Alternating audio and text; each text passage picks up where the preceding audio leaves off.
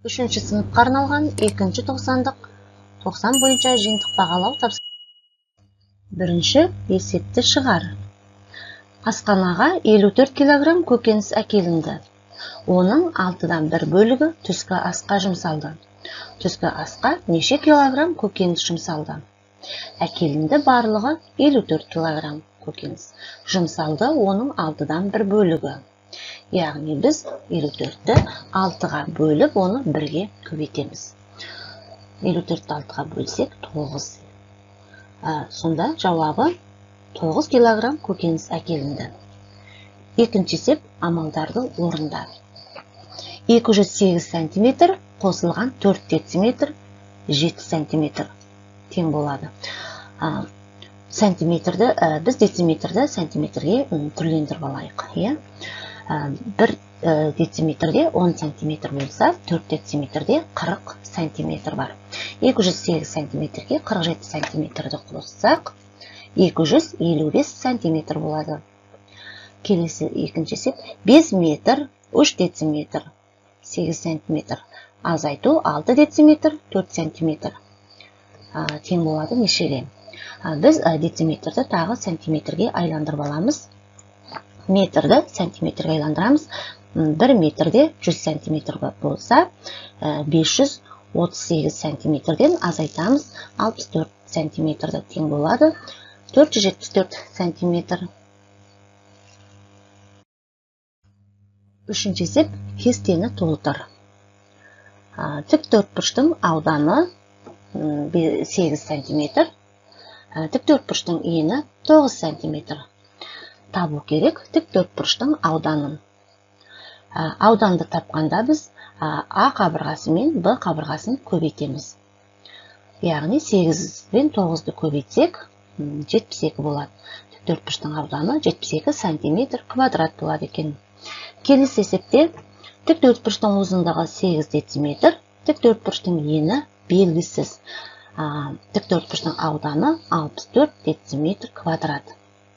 Яғни біз ұзындығы белгілі, ауданы белгілі болғанда, енін табу үшін Б тең болады 64, ауданның ұзындығына бөлеміз.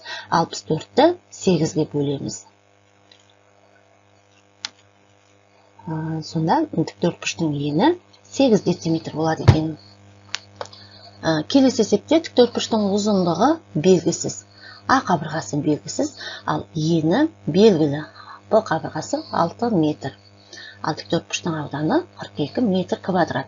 Бұнда да солай, ұзындығы белгісіз болғанда, ұзындығын табу үшін ауданын еніне бөлеміз. 42-ні 6-ға бөлеміз. Сол кезде ұзындығы 7 метр шығады екен. Төртінші есепте баған түрінде жазып есепте дейді. 239-ға баған түрінде 263-ті қосатын болсақ, соңындағы бірліктерден бастап қосамыз. 9-ға 3-ті қоссақ 12, 2-сін жазып бір ойда, 3-ке 6-ны қоссақ 9, ойдағы мен 10, тағы бір ойда, 2-2-ні қосамыз 4, ойдағы мен 5. Жауабы 502. 615-тен 486-ны азайтатын болсақ, тағы да бірліктен бастап азайтамыз. Бірліктен бірлікті, 10-тан 10-ті, 100-тен 100-ті азайтамыз. 15-тен 6-ны азайтсақ, 5-тен 6 азайтылмайды, 10-тан 1-ін қарыздап аламыз. 15-тен 6-ны азайтсақ 9, 10-ны 1-ін қарыз қалдық, 10-нан 8-ді азайтсақ 2, 100-те 5 қалды, 5-тен 4-ті азайтсақ 1. Яғни жауабы 429 болады екен. Бесінші есеп тиімді тәсілмен орында дейді. Жақша ішінде 20 қосылған 8 көбейтеміз 3-ге. Яғни біз оны 20-ны 3-ге көбейтіп, және 8-ді 3-ге көбейтіп, екеуін бір-біріне қосуымызға болады. Жауабы 84 болады екен. Келесі есепте де жақша ішінде 60 қосылған 24-ті бөл 6-ға дейді. Оны да біз 60-ты 6-ға бөліп, және 24-ті 6-ға бөліп, 2 бөліндінің мәнін, яғни біріне қоссақ, жауабы 14 болады екен. Келесі есепте 40 көбейту 8 жақшаны жауып, оны 4-ке бөлсек, оны да біз 40-тан 4-ке бөліп, және оны 8-ге көбейтуімізге болады. Тең болады 80. Немесе жақшаның ішіне 8 бөлу 4 деп жазып, оны 40-қа көбейтсек те жеңіл болады екен. Жауабы тең болады 80. Осымен балалар, ТЖВ тапсырмамыз аяқталды.